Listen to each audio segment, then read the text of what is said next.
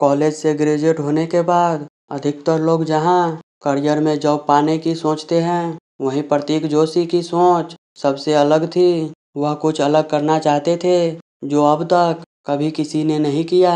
लेकिन उनके पास सबसे बड़ा सवाल यह था कि आखिर वह कौन सा बिजनेस करेंगे, क्योंकि उस समय पहले से ही बहुत सारे बिजनेस मौजूद थे और प्रतीक के पास कोई आइडिया नहीं था। उन्हें सिर्फ इतना पता था कि वे अपना खुद का कुछ करना चाहते हैं। बरसात के मौसम में एक दिन प्रतीक जब मुंबई की लोकल ट्रेन से धक्का खाते हुए बारिश से बचते बचते घर जा रहे थे, तब उनकी नज़र अचानक छतरी पर जाकर रुकी। जब उन्होंने ध्यान दिया तो पाया कि सभी लोगों के पास सिर्फ काले और हल्के रंगों की छतरी थी। छतरी में किसी भी तरह का कोई प्रिंट या डिजाइन नहीं है। लोगों के इन छतरी को देखते हुए उन्हें एक बहुत ही जबरदस्त आइडिया आया। उन्होंने सोचा क्यों ना डिजाइन और प्रिंट वाले छतरी का बिजनेस किया जाए, क्योंकि यह बिजनेस कोई नहीं कर रहा था। उनका यह बिजनेस पूरी तरह से यूनिक होगा। इस आइडिया को सोचकर प्रतीक बहुत खुश हो गए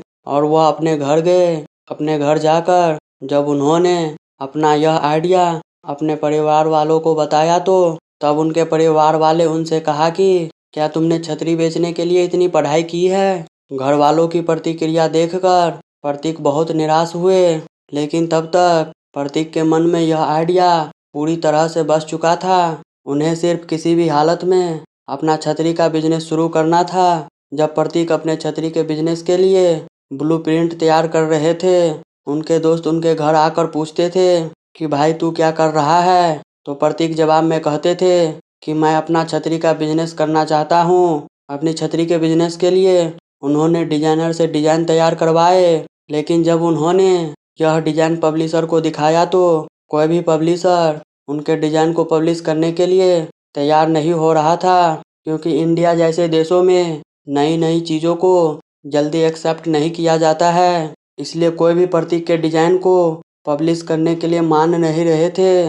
लेकिन प्रतीक ने हार नहीं मानी और एक के बाद एक पब्लिशर के पास जाते रहे। 11 पब्लिशर ने उनके डिजाइन को बेकार बताकर उनकी डिजाइनर छतरी पर प्रिंट और उसकी मार्केटिंग करने से मना कर दिया था। लेकिन 12वीं पब्लिशर को यह आइडिया यूनिक लगा, अलग लगा, जिसके कारण उन्होंने प्रतीक के डिजाइन को प्रिंट कर दिया और उन्होंने मार्केटिंग का काम भी शुरू कर दिया। प्रतीक ने अपनी छतरी पर वड़ा पाव, स्माइली जैसे अलग अलग कई सारे डिजाइन प्रिंट करवाए। सारे छतरी प्रिंट हो जाने के बाद प्रतीक ने खुद मार्केटिंग का काम शुरू कर दिया। 6 महीने तक इस काम में जुटे रहे, लेकिन कड़ी मेहनत के बाद भी उन्होंने सिर्फ 800 छतरी ही बेचे थे। फिर उनके किसी दोस्त के बताने पर उन्होंने अपने छतरी का बिजनेस ऑनलाइन ले जाने के बारे में सोचा।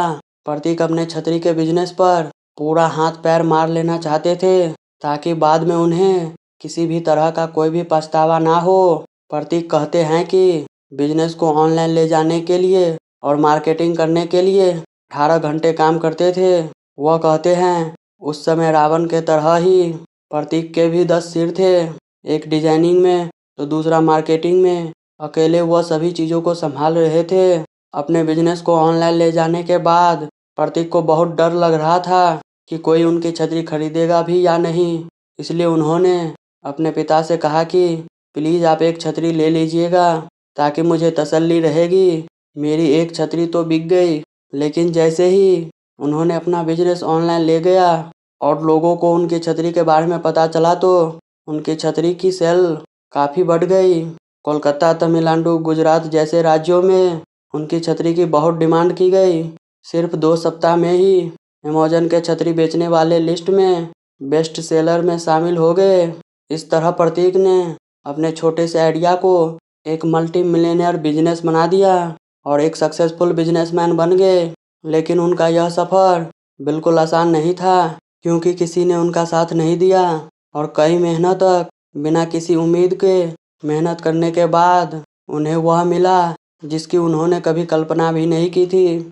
बिजनेस और सक्सेस ऐसे ही होती है। इसमें व्यक्ति को सही आइडिया पर लगातार काम करना रहता है और उनकी मेहनत जरूर रंग लाती है। प्रतीक जोशी हमेशा कहते हैं, if you do hard work then it never goes in water. मतलब अगर आप लगातार मेहनत करेंगे तो आपकी मेहनत कभी भी पानी में नहीं जाएगी।